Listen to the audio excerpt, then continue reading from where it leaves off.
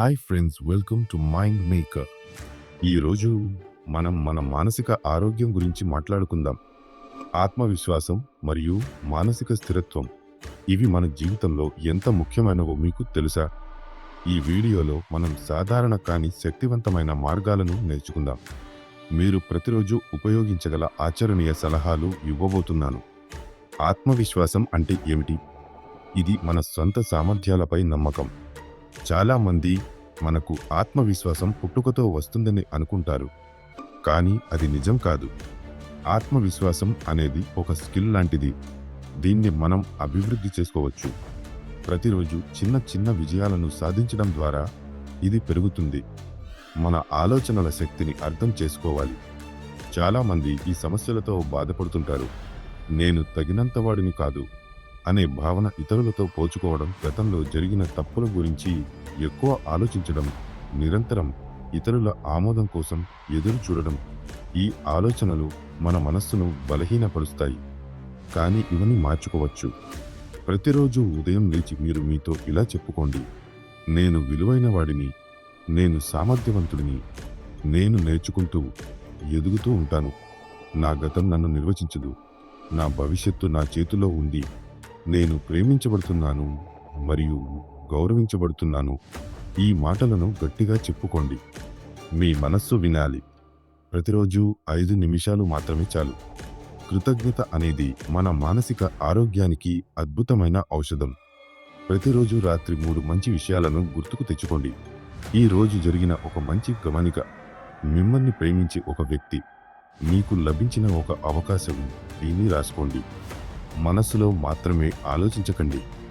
ఈ సాధన మీ దృష్టికోణాన్ని పూర్తిగా మారుస్తుంది. మానసిక స్థిరత్వానికి శ్వాస విధానం చాలా ముఖ్యం. నేను మీకు 4-7-8 టెక్నిక్ చెప్తాను. 4 సెకన్లు ముక్కు ద్వారా లోపలికి గాలిని తీసుకోండి, 7 సెకన్లు ఆపుకోండి, 8 సెకన్లు నోటి ద్వారా వదిలేయండి. ఇలా 4 సార్లు చేయండి. ఇది మీ నర్వస్ సిస్టమ్ను శాంతపరుస్తుంది. ఒత్తిడిలో ఉన్నప్పుడు దీన్ని ఉపయోగించండి. రోజుకు 10 నిమిషాలు ధ్యానం చేయటానికి ప్రయత్నించండి. ఆరోగ్యకరమైన అలవాట్లు మన ఆత్మవిశ్వాసాన్ని పెంచుతాయి.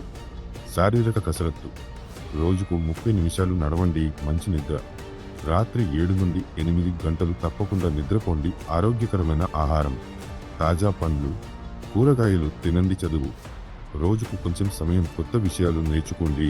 సోషల్ మీడియా తక్కువ చేయండి. ఈ అలవాట్లు మీ మానసిక ఆరోగ్యాన్ని పటిష్టం చేస్తాయి. చిన్న మార్పుల నుండి మొదలు పెట్టండి. జీవితంలో ఎదురు దెబ్బలు వస్తాయి. ఇది సహజం.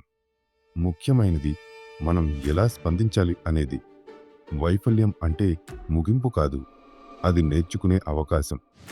మీ భావాలను అంగీకరించండి, అణచివేయకండి. మీకు అందుబాటులో ఉన్న మద్దతు వ్యవస్థను ఉపయోగించండి. కుటుంబం, స్నేహితులతో మాట్లాడండి.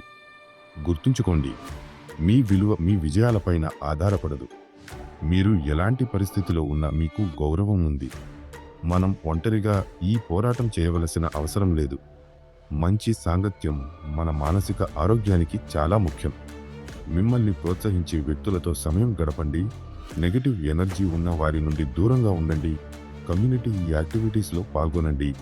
మీ అనుభవాలను పంచుకోండి. గుర్తుంచుకోండి, సహాయం అడగడంలో ఎటువంటి కొరవ లేదు. అది మీ బలాన్ని చూపిస్తుంది, బలహీనతను కాదు. మీ మానసిక ఆరోగ్య ప్రయాణం ఈ రోజు నుండి మొదలవుతుంది. ఈ రోజు మీరు చేయగల 3 పనులు: 1 ఒక పాజిటివ్ అఫర్మేషన్ ఎంచుకోండి మరియు చెప్పుకోండి. 2 కృతజ్ఞత విషయాలను రాసుకోండి. 3 4 7 8 బ్రీదింగ్ టెక్నిక్ ప్రాక్టీస్ చేయండి. గుర్తుంచుకోండి, మీరు ఒంటరి కాదు, మీరు బలవంతులు, మీరు విలువైన వారు. మీ మానసిక ఆరోగ్యం మీ ప్రధానత అని గుర్తుంచుకోండి. ఈ వీడియో మీకు ఉపయోగకరంగా అనిపిస్తే లైక్ చేసి షేర్ చేయండి. ధన్యవాదాలు. మీ ఆరోగ్యకరమైన మానసిక ప్రయాణానికి అన్ని శుభాలు.